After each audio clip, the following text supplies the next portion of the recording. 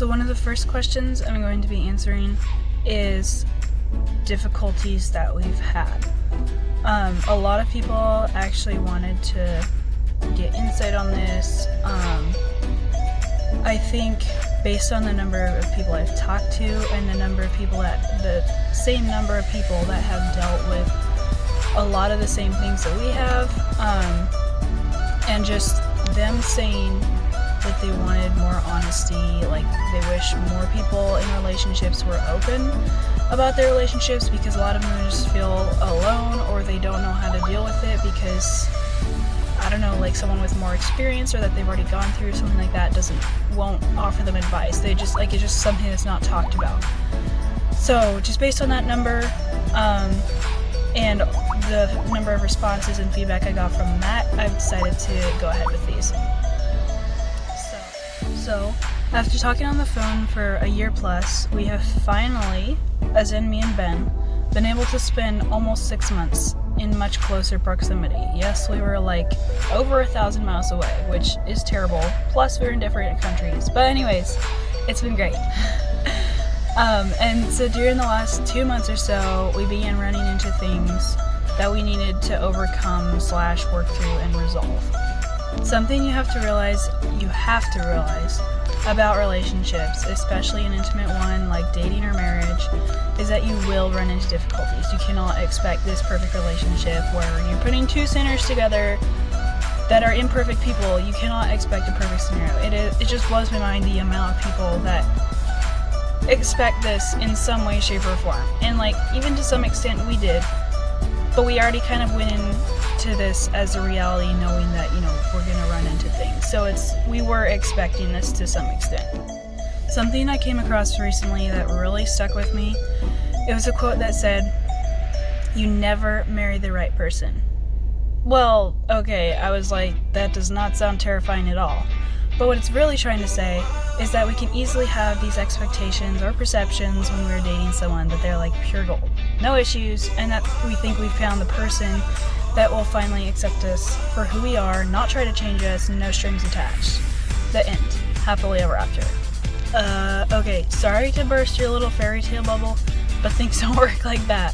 And depending on how your current or future relationship may go, you either figure that out in dating or in marriage. For us, we figured that out while we're dating. To be honest though, we didn't come into dating with these high expectations that this relationship was going to be perfect. But sounds terrible again, but you just have, myself, I'm very realistic that way.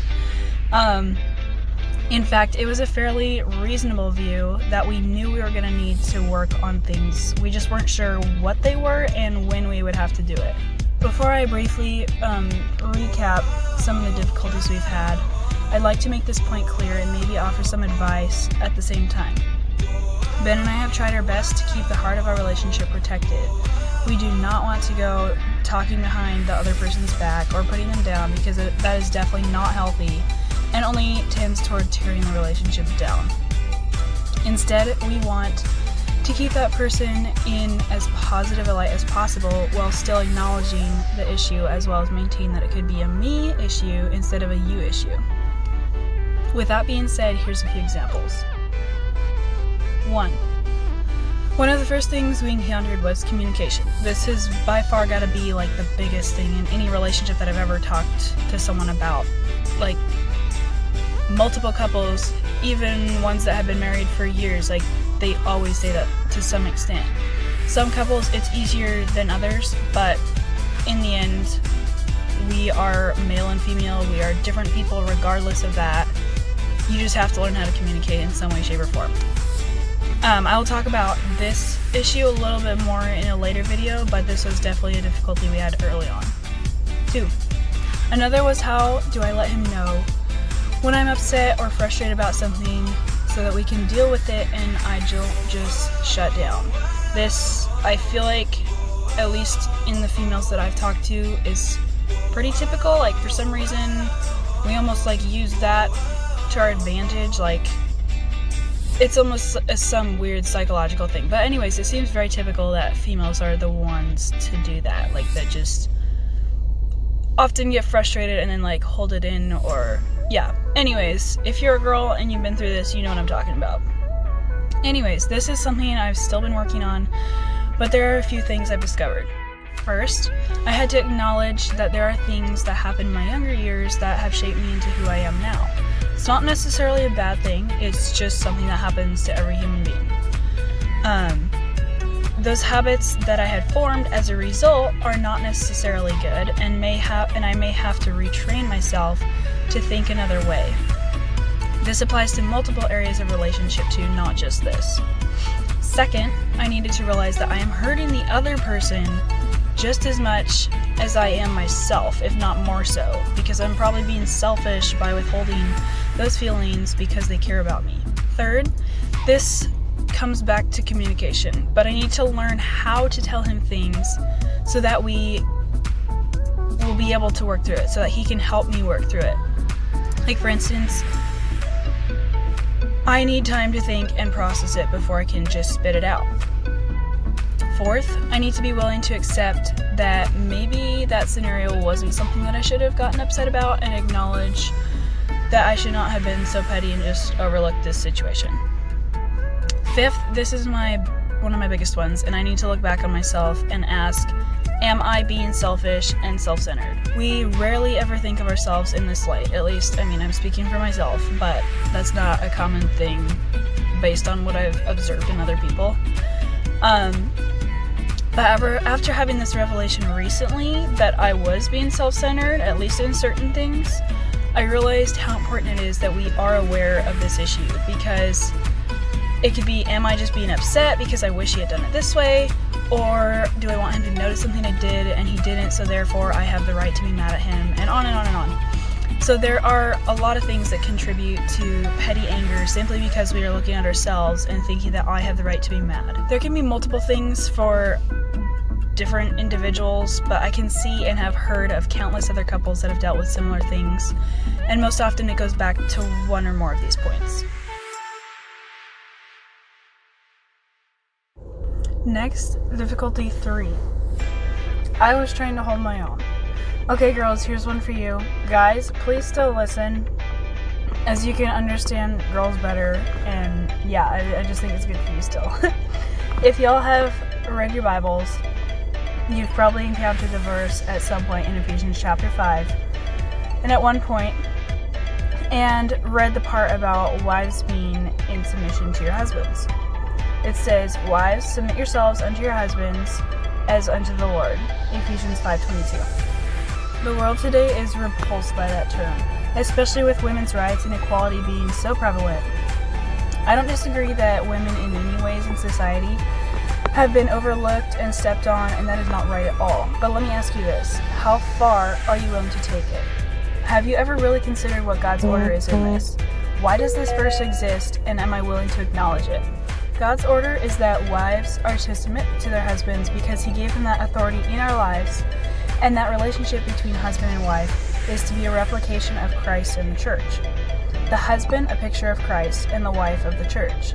We are not taking a position as wives that we are weak and inadequate, but one that honors the Lord and acknowledges his will in our lives and allows him to lead us through our husbands as he does the church through Christ.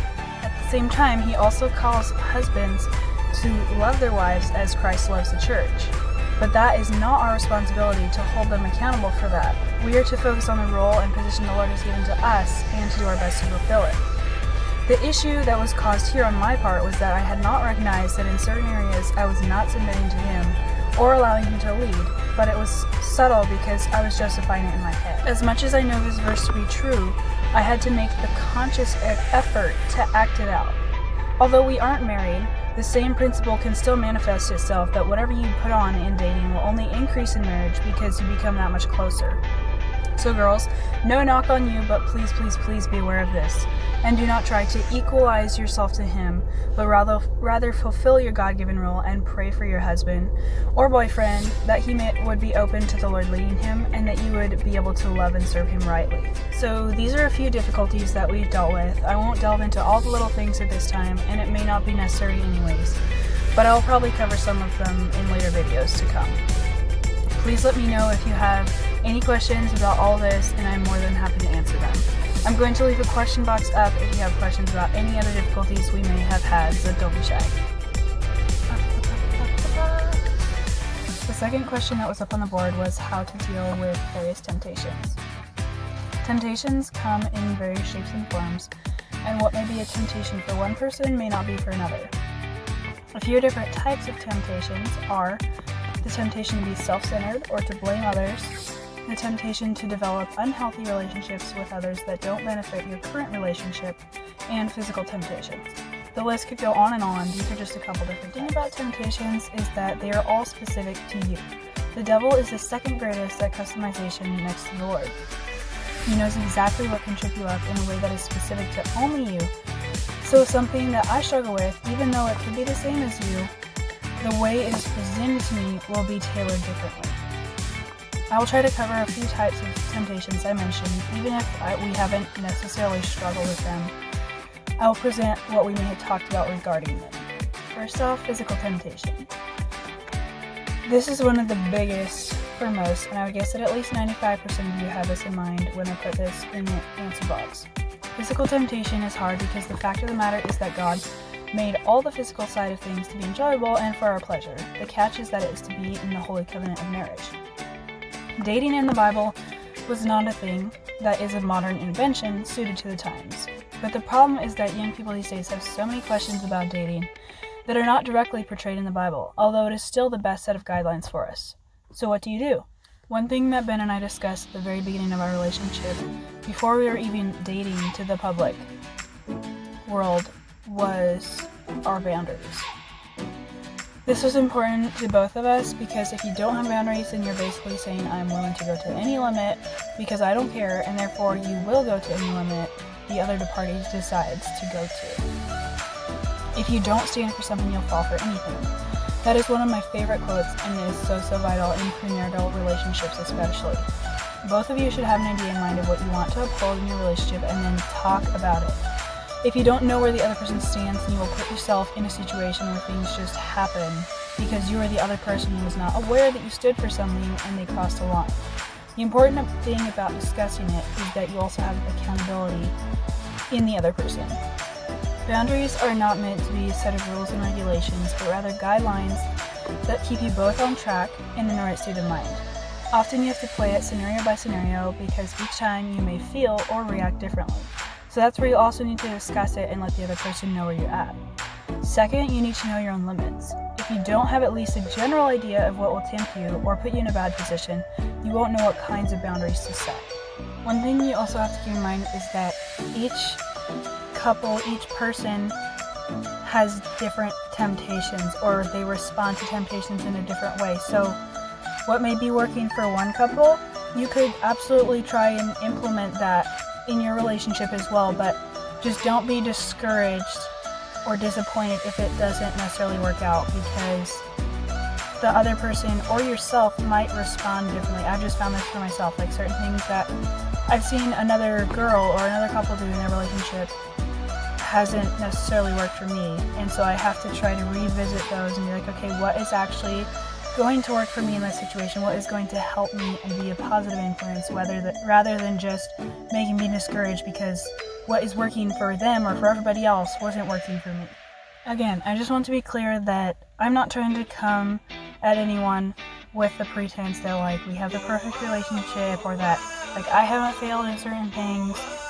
I just want to give people a place where they feel like they can relate to someone, that they're not alone in their struggles. we want to be someone that younger couples, younger people, or even older couples and older people could come to and just talk to about stuff because that's reality, and like you shouldn't be ashamed to talk about these things or to admit that you have struggles or failure because a lot of society, even in the church, has put on that we just don't talk about these things and you need to have a perfect relationship with someone, otherwise like you're condemned or whatever. I just don't want to come across that way. So I just want to let you know that's the place I'm coming from, and I hope this can help someone in some positive way. I love all you guys so much. Thank you for watching. Please reach out. If you have any questions or just want to talk about something, I am totally here for you, and I just want to let you know that. So have an amazing day, and we will see you later.